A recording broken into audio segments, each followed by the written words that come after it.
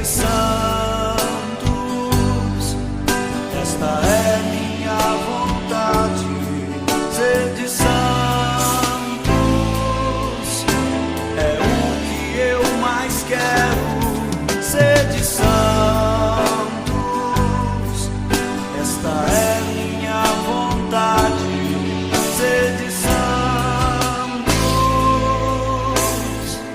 Olá, meu irmão e minha irmã, bom dia com o Santo do Dia. Sejam todos bem-vindos. Eu me chamo Wanderleia Batista e hoje conheceremos dois exemplos da nossa igreja. Um é um Papa, que é São Nicolau I, e outro é uma religiosa, Santa Agostinho. Os dois se comemoram no dia 13 de novembro. Iniciemos este momento em nome do Pai, do Filho e do Espírito Santo.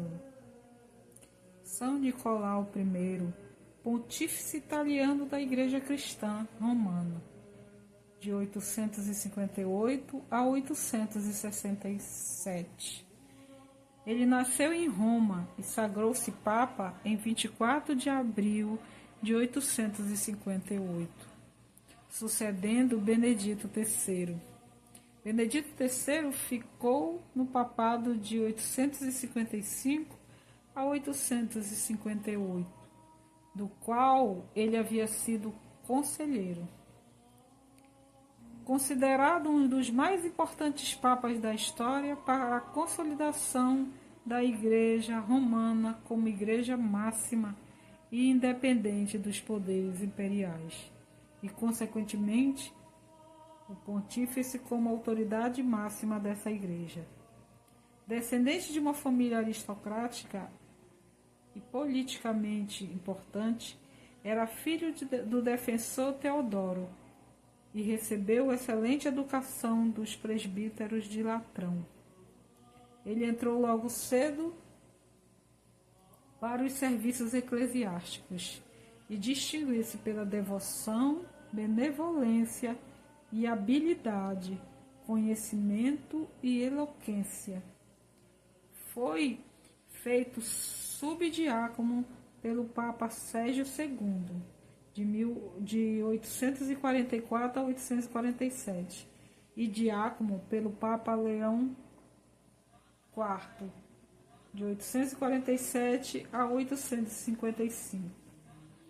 Homem de grande energia e capacidade política e estrutura moral, depois de servir na Cúria por quase 15 anos, ele foi eleito Papa por aclamação, numa época em que o cristianismo ocidental estava em frangalhos, correndo o risco até de cair em declínio irreversível. Sua primeira grande vitória foi quando organizou, durante o Sínodo de Milão, em 860, praticamente obrigou o arcebispo João de Ravenna, sob pena de excomunhão, reconhecer a supremacia de Roma em 861, convencendo as autoridades de Ravenna a desistirem da independência religiosa de Roma em nome da disciplina eclesiástica. Então, esse Papa, ele nos inspira porque ele trabalhou muito para manter a igreja cristã. Ele recebeu os búlgaros, convertidos pelos missionários gregos, cujo rei Boris enviou a Roma o próprio filho para não deixar dúvidas da sua conversão. O pontífice ministrou conselhos e leis considerados um verdadeiro monumento de sabedoria, especialmente sobre a teoria da presença suprema e da supremacia do pontífice sobre toda a cristandade. Reimpulsou no cargo o bispo de Sósios, Rodate II, que havia sido deposto pelo arcebispo Hickman em 862, após uma apelação ao Papa.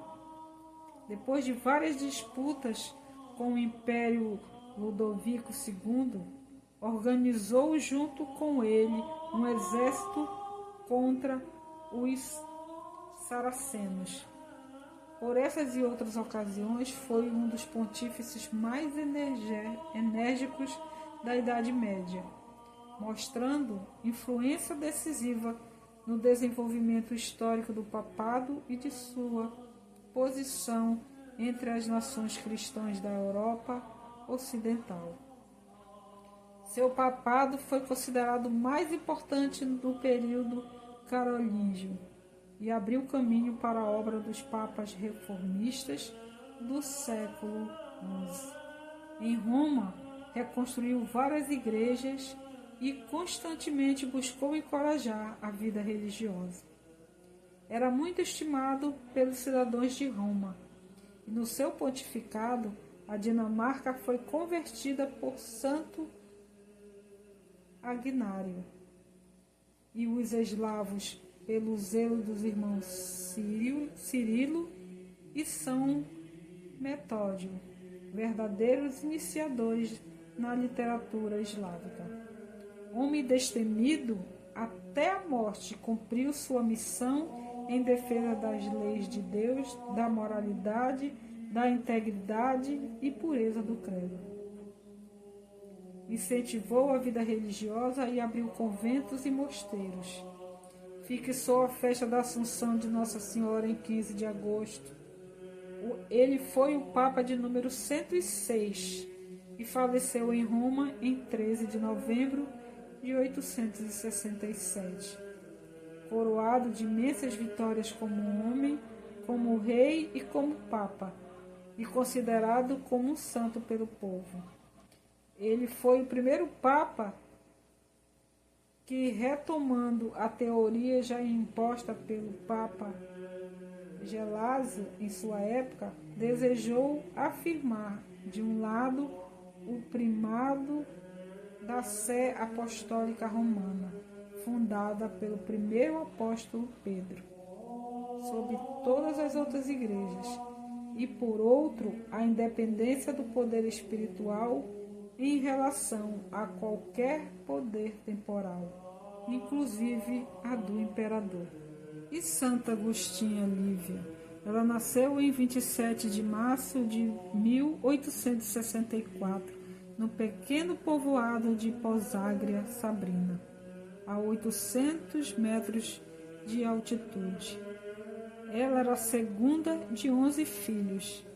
O pai e a mãe, eles eram pequenos agricultores que trabalhavam a própria terra e alguns terrenos arrendados. A irmã Agostinha definia-se como simples, límpida, pura, amorosa e, no final, dolorosa e trágica, e também simbólica. Ela nasceu em 27 de março de 1864, no pequeno povoado de Poságria Sabrina. Seus pais eram pequenos agricultores que trabalhavam a própria terra em alguns terrenos arrendados. A infância e a juventude de Lívia respiraram os valores da família honesta, laboriosa, religiosa, e são marcados, sobretudo, pela sabedoria do avô Domênico, verdadeira ícone patriarcal na casa abençoada. Aos 4 anos, ela recebe o sacramento da Crisma e, por volta de 1876, faz a primeira comunhão, com uma consciência certamente extraordinária, comprovada pela sua posterior vida de oração, de generosidade e de doação. Ainda muito cedo, aprende da mãe Catarina as atenções e os gestos de maternidade que exprime com docilidade entre os numerosos irmãos da sua família, onde todos pareciam ter direito a seu tempo e a sua ajuda. Ela trabalha no campo, ela cuida dos animais e não tem tempo para brincar e nem para a escola. E mesmo assim consegue obter um grande proveito da sua irregular frequência na escola, aonde todos a chamavam de professora. No 23 de março de 1886, Lívia chega a Roma aos 22 anos, passando a morar na rua de Santa Maria, em Cosmedin. Alguns meses de postulado e de noviciado são suficientes para constatar que a jovem possui todas as condições para ser irmã da caridade. Quando veste o hábito religioso e recebe o nome de Irmã Agostinha, percebe que ela mesma deverá ser santa com este nome, visto que de fato não existe uma Santa Agostinha. Enviada ao Hospital de Santo Espírito, glorioso pela sua história de 700 anos e definido como ginásio da caridade cristã, Irmã Agostina dá a sua contribuição pessoal a exemplo dos santos que a precederam, os quais são Carlos Borromeu e João Bosco. E diante das perseguições, sua vida é ceifada naquele 13 de novembro de 1894, em Romanelli. E ferida mortalmente, dos seus lábios saem somente a invocação à Virgem e a palavra de perdão.